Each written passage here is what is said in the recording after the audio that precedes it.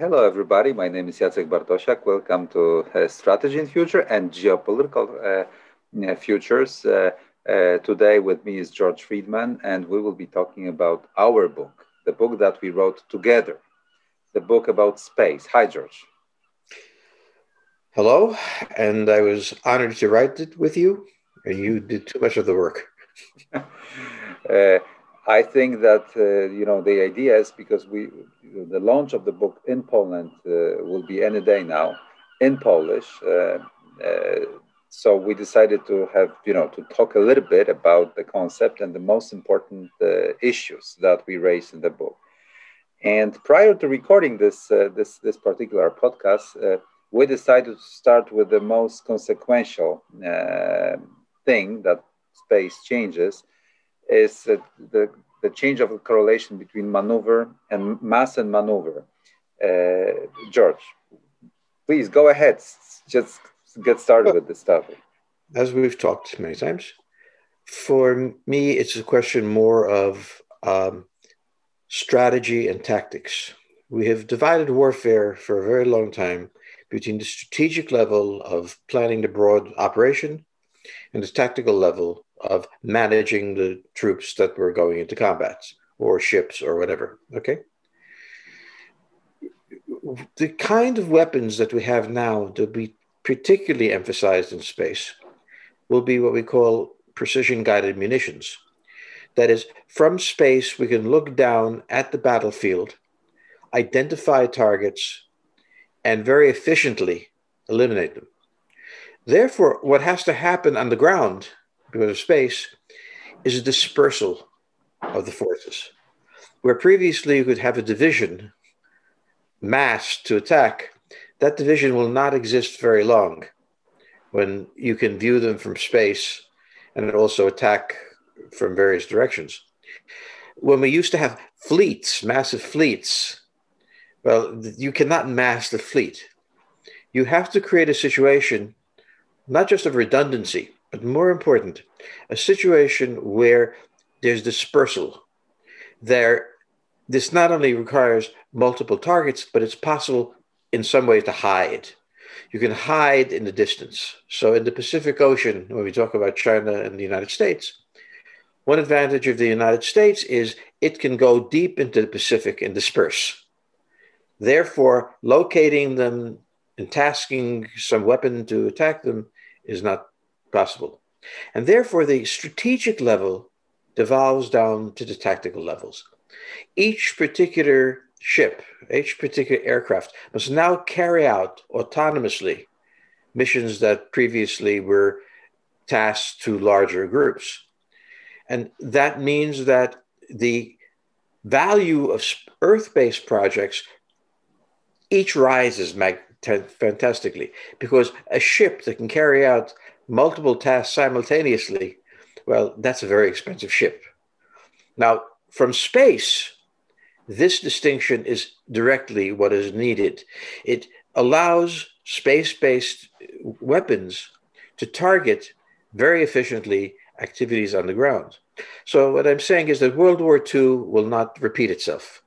You will not have a mass of tanks charging across the North European plain. It will not be tank battles managed at a high level by a general, then having tactical combat. Because if you mass those tanks, they will evaporate, literally, in a very fast period of time. So what has to happen is those individual tanks, or whatever follows them, have to be much more robust, much more defensible, much more mobile, and its enemy is not going to be another tank. It's going to be a space-based asset. Yeah, and that brings very powerful implications for the terrestrial battlefield, including, for example, that you will need to hide deep underground or deep underwater, or eliminate your emission signature as much as possible by dispersal, as George has said. But also you will need to cut your logistical trail, your logistical tail. So we will need to find out the way how to be effective on ground in terrestrial battlefield without heavy logistics. So that's another, plus I think there will be a big incentive to strike first with, preemptively. Just the offensive nature of war will be again with us. Agility will be the essential requirement. Agility in movement, agility in perceiving targets, agility in responding. So in a way, space as physical space on Earth, will not be the key. Time will be the key. Time will be the battlefield. The one who sees first, shoots first. The one who is blind, can't see, gets killed. So blinding the enemy, making him deaf and dumb, unable to see, this is what the war will be like. And that's much harder to do in space than is on Earth. So what we see is that as the combat situation on Earth shifts, space becomes more important. But we should also remember something that's critical. In World War II, only large nations could wage war because the labor that was required to produce the weapons, there's so many weapons, and the labor that was required on the battlefield, if you were not Russia, if you were not the United States, you couldn't possibly feel that. With this change, with the compression of weapons, the emphasis is on technology, or more precisely, on expertise. The creation of these weapons that are agile, that are built to a specification that we can't begin to talk about now, this requires not 5,000 workers in a factory. This requires 15 excellent engineers and a staff to create it, which means that national power will shift away from these mega powers to nations that have these technical skills. We already see this a little with Israel, a very small country that has outsized power because of technology. So a country like Poland, which is constantly caught between larger powers, Germany, Russia. Well, under this circumstance, it's not the armor that will be the critical thing, but the sort of weapons that are within the reach of Poland. And this means that the entire geopolitics of the world changes, partly because of space, and partly because of the mass armies no longer are defensible. Mass ships, fleets, not possible. So where we go then is that the large countries like the United States and Russia or China rapidly have to change the structure of their military because of their own innovations. And it's an opportunity for smaller nations to defend themselves effectively. True. Let alone that the center of gravity will become this network that connects sensors and effectors, and who connects it better, swifter, in a more agile way, and faster, can see and kill the enemy faster. And you don't need to have, as George said, huge factories, millions of soldiers and people. You need to be simply effective and technologically skilled and well organized. And who better integrates this? This is the backbone. This network can be more effective at the battlefield and translate the tactical victories into the information dominance based, sort of conveying of messaging that we're winning. Hi, we're winning. We're streaming what you see. We're winning. You see, they are losing. They are losers, right? And the perception worldwide is those guys are losers. Let's make a peace deal, right? Something like that. But we also have to remember, and this is what's going to make it interesting, the management system is the thing you want to locate and destroy. So the idea of a central management system for communications, intelligence, and tasking, the Pentagon, is the thing you want to avoid. So the problem we have is, how do you integrate diverse systems when the very active of integration creates a target that will be destroyed. And this is why you have to have agility in all of these fields, agility in the target. And the place you have to go is because the Earth is too small and you can find it too quickly is space, but not just space, the moon, the back of the moon. This is not a fantasy. This is a reality that as we disperse, we have to put our weapons out of the reach of the enemy, but most important, the headquarters, the management. So while everything is going to be tactical, there has to be some oversight and integration. And when we start talking about space warfare, this is what we have to start thinking about, how space warfare complements the control of the Earth and how it creates a survivability that right now isn't present on the Earth. So space becomes essential. True.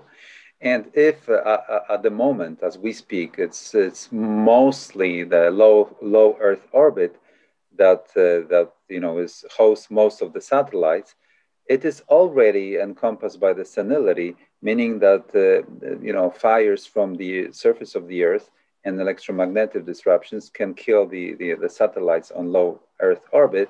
So with time, we will move the satellites further.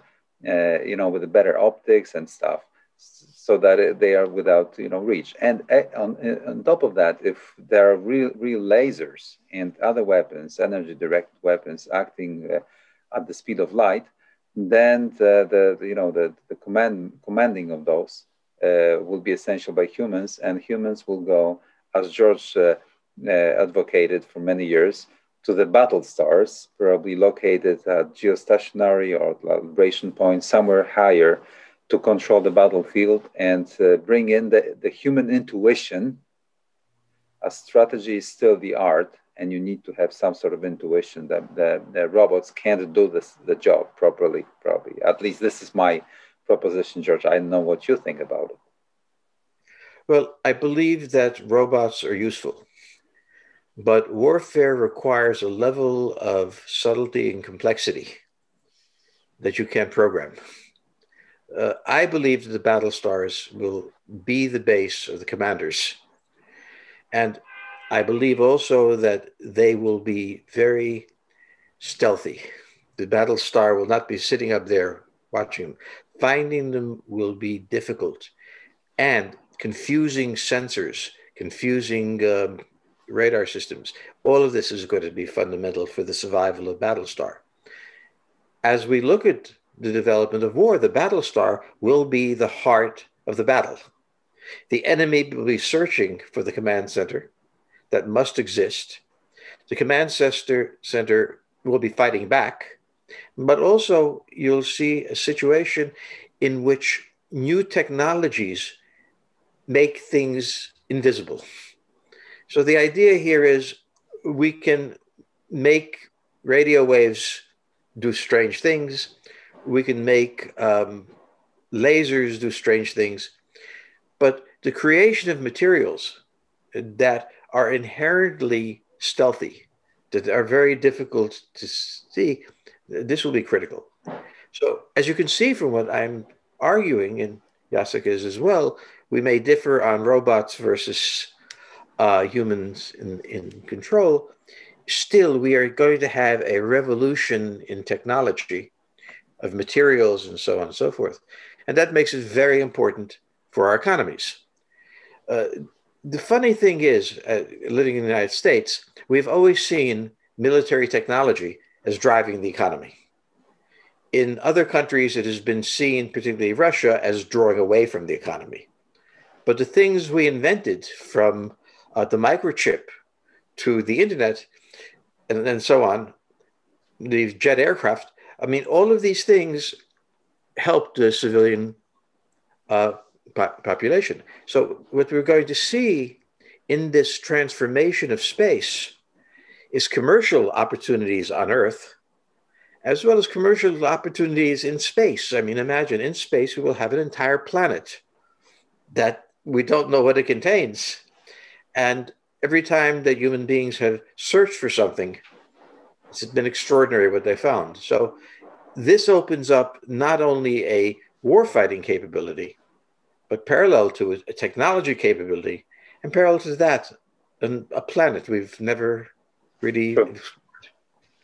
True, and that's why in our space book, it's not only about warfighting, but more of exploration of space and using the space domain as a new domain that imposes on our terrestrial lives, both in terms of the military aspects, but also in money making. And that always in the history of humanity, both those elements have gone hand to hand or head to head, yes, all together at the same time. You need to make money, you create market, then you need to impose the rules on the market. There are some rogue players, someone want to tilt the market toward, in line with his or her interest. And you have war because you have a conflict of interest. So the same will go with space. And it is already happening. 5 minutes before we start recording, I just received the RAND Corporation memorandum about how to deter China in space, because space and economy in space, because you have all those, the new space guys putting the satellites there, and you have, non-celestial lines of communications, mean transmissions that could be disrupted or taken over. So there is already money making there, and that has also military applications. Well, we think about when Europe crossed the Atlantic. It crossed the Atlantic partly for military reasons. Portugal and Spain were competing with each other. They crossed the ocean for commercial reasons.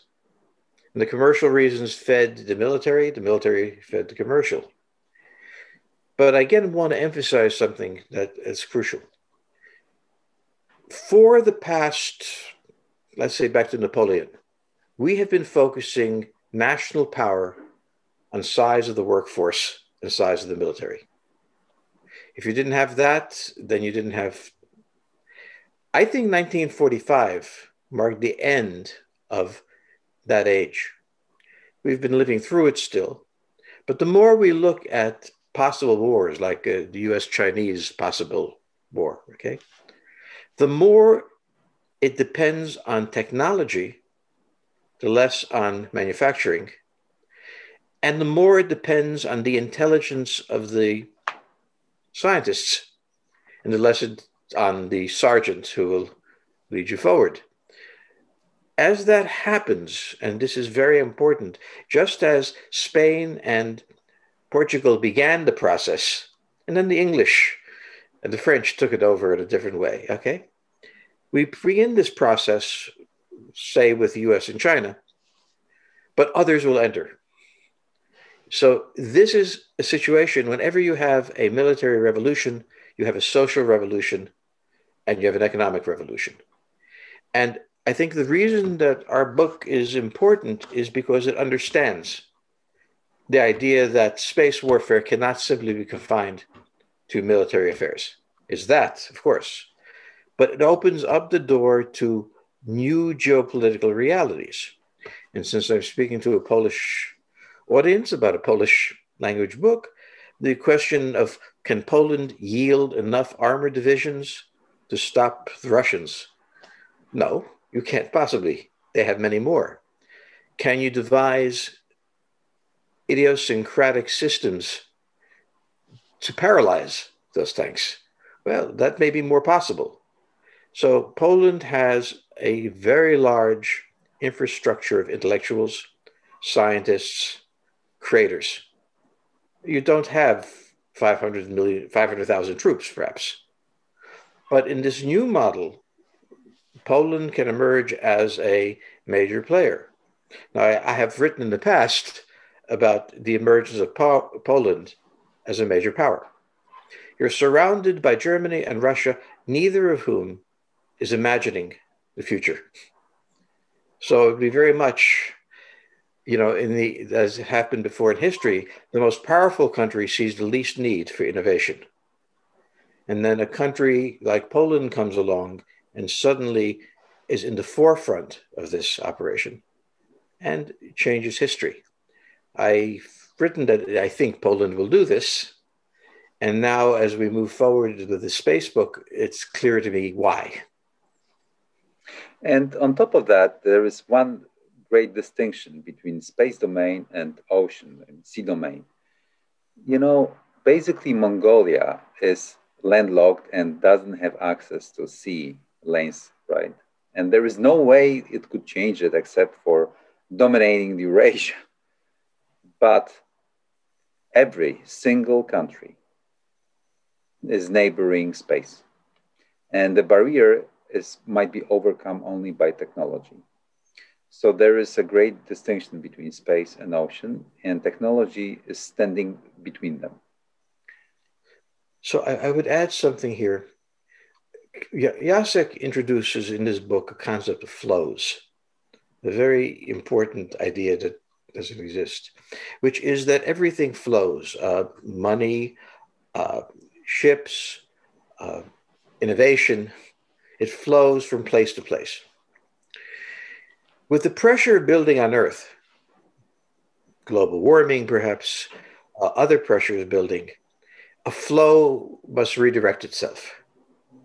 Space is a vast area in which these things can flow. So where you currently think of money flowing between Poland and Germany, the idea of money flowing to the moon or somewhere else, which used to be preposterous, and you would say it can't happen. Well, now that flow is different. What we're seeing now is a flow of technology into space, enabling technology. And that technology can be used very much on Earth, but in space, it can create enormous possibilities. And those possibilities will be exploited by Elon Musk and everybody else who, you take a look at the American entrepreneurs, they're all going into space. They're going to space not because they're generous or they're dangerous. They want to go into space, Jeff Bezos, because they understand that space is the future of the flow. And again, this is why in writing this book in Polish, I felt very good because of my views on Poland, but also compared to all the other ways you can spend money. This is by far the least money you can spend with the highest payback, with the most promise from entrepreneurs that you respect, maybe not like, but definitely respect about what is there for you. So I think the book we wrote is important, not simply because it is a new form of warfare where I think Poland is better suited than from the World War II model. You couldn't be worse suited than anything like that. This is better. But also this is a commercial opportunity to enter an area that's still wide open. It is like the opportunity to come to North America or to Latin America and find that the opportunities are endless. And I think we're in that position right now. Mm. And in order to instigate your imagination as you listen to what we're talking right now about, is that we are also describing the space that is, not only the near Earth space, but also the cislunar, the space between Earth and the Moon. It is also it has also distinctions. It varies depending at this, on the spots you look at from the strategic perspective. The Moon, the invisible side of the Moon, all those places are different and from each other, and of different strategic importance. And very soon, we will need to strategize them. This is why we decide with George to strategize them in advance in this book. And still, it seems that the Moon is a critically important piece of real property in the space close to us. And I would argue that I was interested in this subject, but also in space, because I am seeing the decline of nations that are trapped in the World War II model. Germany, Russia, obviously. So who will come will be smaller, agile risk takers, people who are not conservatively holding on to little amounts, but are hungry for large amounts, both politically, geopolitically, economically. And I regard this book in Polish as particularly delightful for me because it is a chance to speak to these issues to a country that I have great faith in. And everybody, particularly in Poland, thinks I'm crazy. How can you have faith in Poland? It is because I have no faith in the large industrial world taking this advantage of this, except for the United States. We'll be there. And that's a perfect moment to pause or even stop the conversation and promise our audience to get back to it at a later stage. So thank you, George, very much, and I hope that you have all enjoyed our conversation, and much more is to be found in the book. Thank you. Bye-bye. Bye-bye.